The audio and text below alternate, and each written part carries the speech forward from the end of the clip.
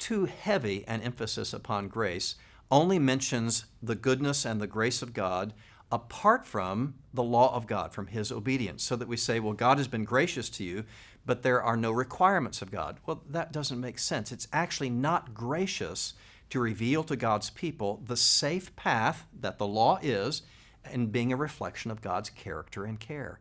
If I say, here's the good and safe path, God has outlined it by his law. He said, here's what's required of you to know the goodness that he intends for you. That's actually a gracious thing to show you that law. To talk about God's grace and forgiveness and to never mention the safe path is dangerous.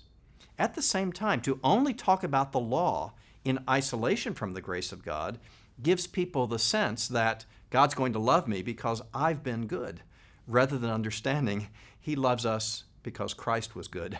Our faith is not in what we do, but in what Christ has done in our behalf.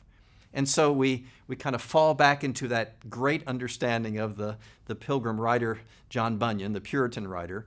So what Bunyan reminded everybody is this. He was once accused of talking too much about the assurance of God's love.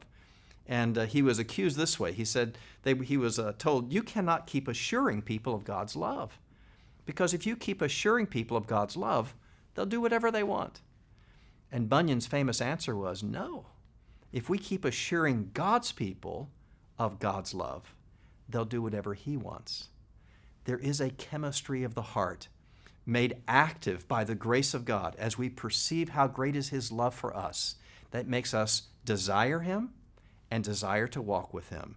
If we have made much of the assurances of grace, then we'll want to walk with him.